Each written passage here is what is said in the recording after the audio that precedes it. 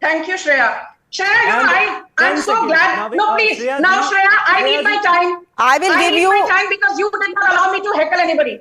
Yes, thank you, Anmol. Shreya, my limited point is this. I will read out 20 names. These are people from the Aam Aadmi Party who are out on bail. Out on bail means you're neither guilty nor innocent. You are still being tried. Arvind Kejriwal out on bail, Manish Sisodia out on bail, Sanjay Singh out on bail, Satendra Jain out on bail, Amanatullah Khan out on bail, Somnath Bharti out on bail, Naresh Balian out on bail, Naresh Yadav out on bail, Sandeep Kumar out on bail, Sharad Chauhan out on bail, Prakash Jarwal out on bail, Jitendra Tomar out on bail, Akhilesh Tripathi out on bail, Dinesh Mohania out on bail, Vijay Singla out on bail, Manoj Kumar out on bail, Bhagu Wala out on bail, Raman Swamy out on bail, Gulab Singh Yadav out on bail, and Tahir Hussain out on bail. पूरी की पूरी आम आदमी party is out on bail. थोड़ी शर्म करो, यहाँ बैठकर भाषण देते हो. नहीं तो शर्म बची है या नहीं? What are you saying, Sanju? Are you saying that the Aam Aadmi Party should be banned from contesting elections?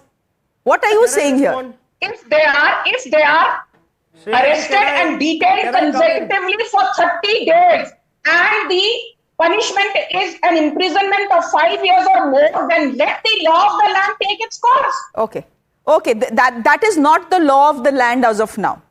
We'll see when that becomes law of the land. Right now, it is not the law of the land. What is the problem? Give me a minute here. Sanjay Hegde, you're joining us on this conversation as well. What is the problem? It can easily be argued, are politicians above the law? What is the law for IAS officers or civil servants in this country? If for 48 hours you have been in custody, you are suspended. Hai na?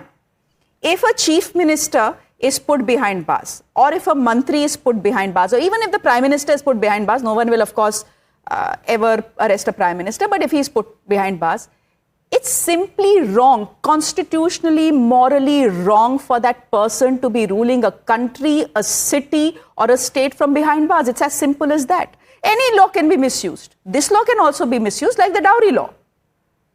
But at least the intention is okay. Firstly, let me just clarify one thing. We heard a whole list of people on bail. You see, if you are on bail, you can again be chief minister, prime minister, or anything. That's what the Constitution Amendment currently provides. It only knocks you out temporarily. Correct. When you are in custody. Now, what is right or what is wrong in the law? See, the point is that you should not be ruling a country from behind the bars. But it's also almost now a truth that not every case which is filed by the investigators ultimately stands up in court. There are cases and cases, and very often these cases are strategically timed.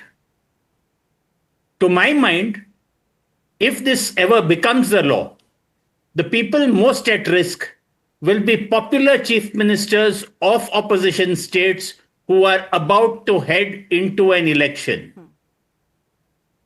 6 months short of the election, if you arrest that particular person, ensure that he or she is behind bars for 30 days, you get 30 days to get their folks to walk over to the other side. You get 30 days in which you can change a whole lot of configurations. And you had an assumption there that, look, nobody is going to arrest the prime minister. I must also tell you that in this very country, with a 400-seat majority, the sitting prime minister, Rajiv Gandhi, almost got dismissed by President Ghani Zail Singh. We've had, as you know, we've had people occupying very high offices who get very high notions of themselves. So it is not inconceivable. And we have seen examples across the border where the judiciary then has worked with the other institution to get rid of a Nawaz Sharif or an Imran Khan. We are running this into grave, dangerous waters. But now speaking for myself, this will make policemen very important. This will make judges very important. And this will make a few lawyers very rich. To that extent, I'd like to see this happen. Okay. But I must warn you, it is very, very dangerous. Okay. Sanju Verma, here's my question to you, and it stems from what the Home Minister has said on the floor of the House. He said, मुझे झूठे case में कांग्रेस की सरकार ने फंसाया, मैं jail गया, jail जाने से पहले, he was the Home Minister of Gujarat, मैंने तो रिजाइन कर दिया था. The fact is, he says झूठे केस में फंसाया. The fact is that the Congress, according to him, झूठे केस में फंसाया. Given what he has said, then it's absolutely possible that what the opposition is saying is also true.